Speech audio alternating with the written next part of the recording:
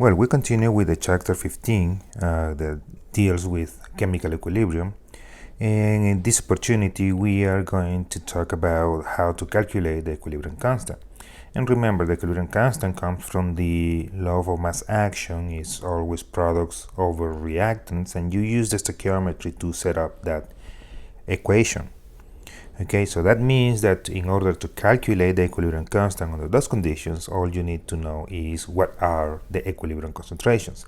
It's not so much how much you put at the beginning of the reaction, but what's left or what's present at the once the reaction reaches equilibrium. And I usually say that this is where all the fun begins, because for the next several weeks we are going to work with equilibrium constants and different ways to use that equilibrium constants and different types of reactions that use equilibrium constant, reactions that are kind of important in the world of chemistry. So, as I said before, the way to calculate equilibrium constant is using the equilibrium concentration. So if you have a way to monitor, to determine what the equilibrium concentrations are at that point in the reaction, then you are all set. You need those equilibrium concentrations, or you need a way to calculate that equilibrium concentration, because most of the time you're going to have a situation in which you have several species participating in that reaction, and you may know only information on one of them in terms of equilibrium concentration. But because the reaction will still follow the law of mass conservation and you can use stoichiometry, then if you know one equilibrium concentration, you would know everything else from that reaction. Or at least we are hoping for that. Okay? So, one thing to remember here as we are working with equilibrium concentrations is that equilibrium constant is a constant, right? So it's independent of what you put at the beginning. Okay, those reactants, those products will adjust their values according to the equilibrium constant. So in such a way, they will change in such a way that they will maintain that equilibrium constant a constant. So your main help here is stoichiometry, because if you have everything on equilibrium, well, that's great. I mean, all you have to do is plug in those numbers in the equation for the equilibrium constant. But most of the time, if we give you that, then there is nothing to test there. It's just automatic. It's just mechanic. You just go for it, right? So you are not applying any of your knowledge of chemistry to determine those equilibrium concentrations. So we have to give you a little more of a challenge. So we're gonna use one equilibrium concentration so that you have to figure out what's happening during that reaction. Okay, and for that we are going to use stoichiometry.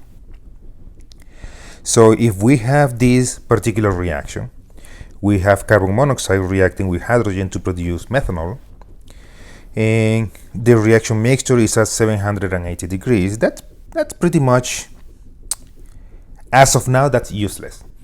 Okay, we are not working with temperature dependence on equilibrium constants just yet. We're gonna get there, but for now, let's just keep it simple. The temperature doesn't really mean anything as of now. The equilibrium is still happening. You have initial conditions and you want to know what is the final condition. The final condition in this case is the equilibrium condition. So first thing to notice here is that this information here, concentration of carbon monoxide and concentration of hydrogen, this is initially. This is, I'm forgetting my English today. Initially you add that, so that's your starting condition. Okay, starting condition, let's call it that way. And at equilibrium we have this is at equilibrium. Let's put it big so that we know what's going on here. So now we want to determine, okay, if that's an equilibrium, well, in order to calculate the constant, well, we need everything else. It's not just the carbon monoxide, but we also need to know how much hydrogen and how much methanol are present in that mixture. So that's where we start building our ice table. Okay, ice because that. And this is one of the most useful tools that you can use here because it allows you to compile all the information that you can possibly have and allows you to determine the missing information that you require to solve the problem. So your initial conditions, remember, we have 0.5 molar of carbon monoxide and 1 molar of hydrogen, and we don't have, if that's your initial mixture, there is nothing of methanol at the beginning. Okay, so that's why you have 0 here. There is no methanol at the beginning of the reaction. You added 0.5 molar of carbon monoxide and you added 1 molar of hydrogen. Then at equilibrium, you have 0.15 molar of carbon monoxide. This is, let's put it this way, this is remaining. Okay, at equilibrium means after the reaction, I wouldn't say complete, but once the reaction reaches equilibrium, when the concentrations don't change anymore, then you have 0.15 molar of carbon monoxide left over. So, but in this case, we want to know, okay, if that's equilibrium, well, what was the change? Okay, so the change in this particular case, changing carbon monoxide, is going to be equal to whatever you had at the beginning, 0.500 molar, minus, this should be 0.150 molar, actually, okay, to follow with significant figures. So the change in methanol, in carbon monoxide is 0.350 molar, okay? That change is the carbon monoxide decreased or increased concentration. So you went from 0.5 to 0.15. That means there was a decrease in the concentration of carbon monoxide. Therefore, this change here is minus 0.350. There was a negative change in the concentration of carbon monoxide. Now for hydrogen, does that mean that hydrogen also decreased by 0.35 molar? Well, not so much, because you have to apply stoichiometry here. So 1 mole, if you have 1 mole of carbon monoxide that reacted, that means 2 moles of hydrogen reacted.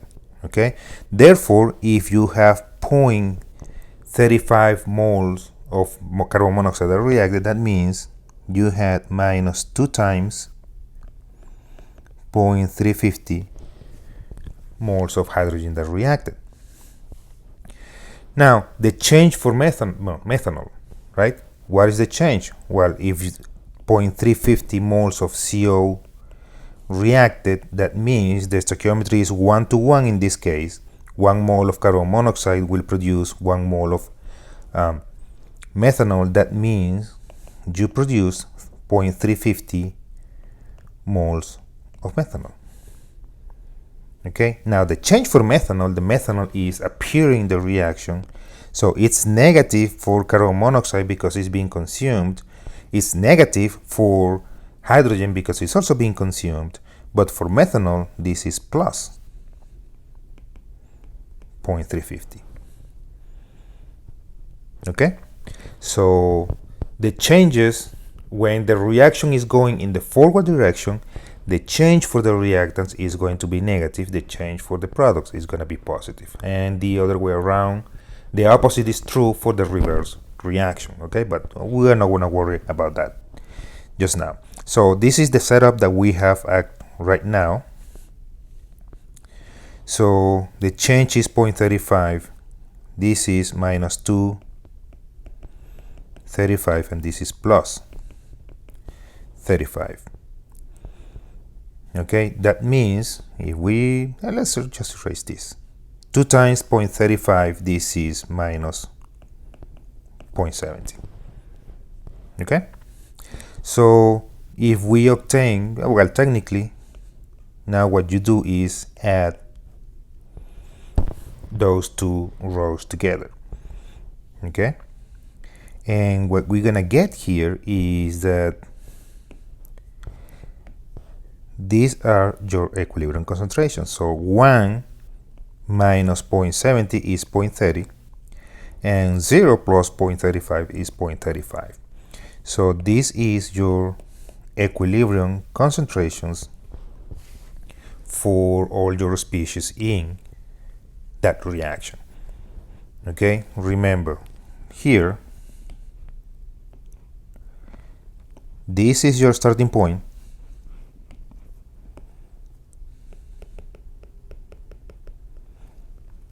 and this here is your let's call it ending point,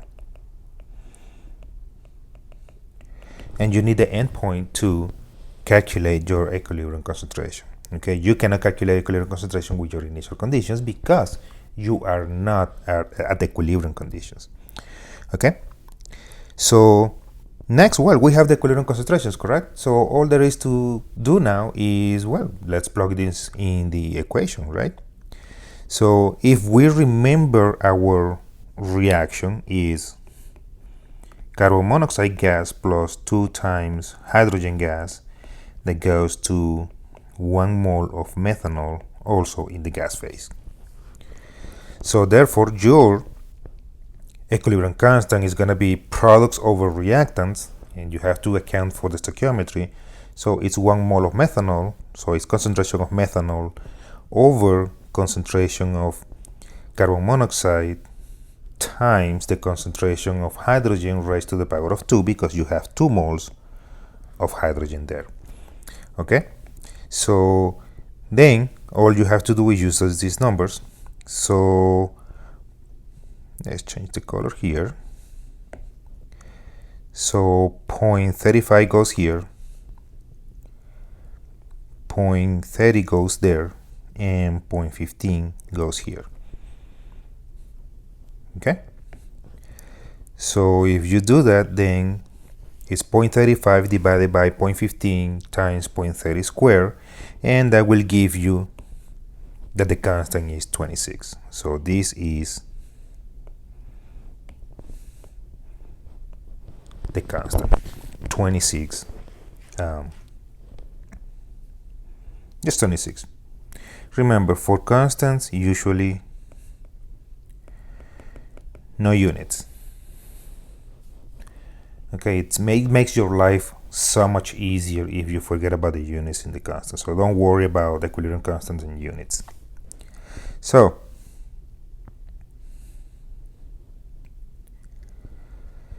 now we are doing this reaction at a different temperature. Okay, so yes, the equilibrium constant will change with temperature. So even if we have the same reaction, which is CO plus 2H2 that goes to CH3OH, if you have a different temperature, then it's very likely that the equilibrium constant will change. So we have a different setup here. We have different concentrations. We have a different concentration at equilibrium, and we have to do this all over again. So if we build our table,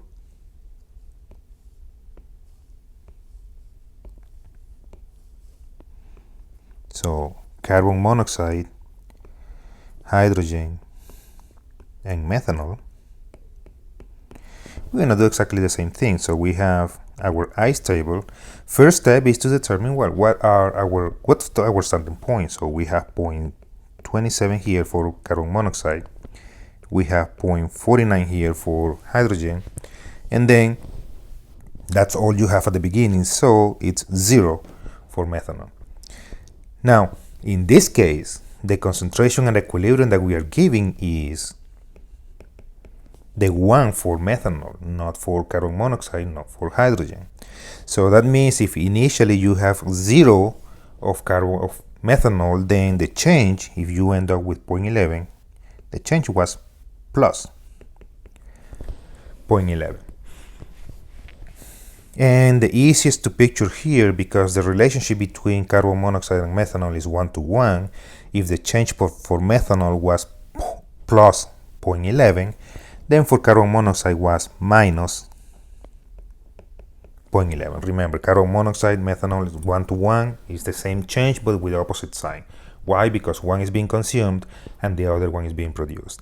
Methanol is being produced, in this particular case, is positive, and carbon monoxide is being consumed, then the change is negative.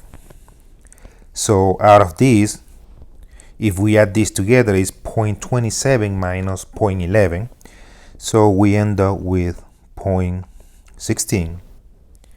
And if the change for carbon monoxide was 0.11, then the change for hydrogen is twice that much. It's also negative because the hydrogen is also being consumed, so this is minus 0.22. And if we add those together, it's 0.49 minus 0.22. This is 0.27. Okay? So these are our equilibrium concentrations now.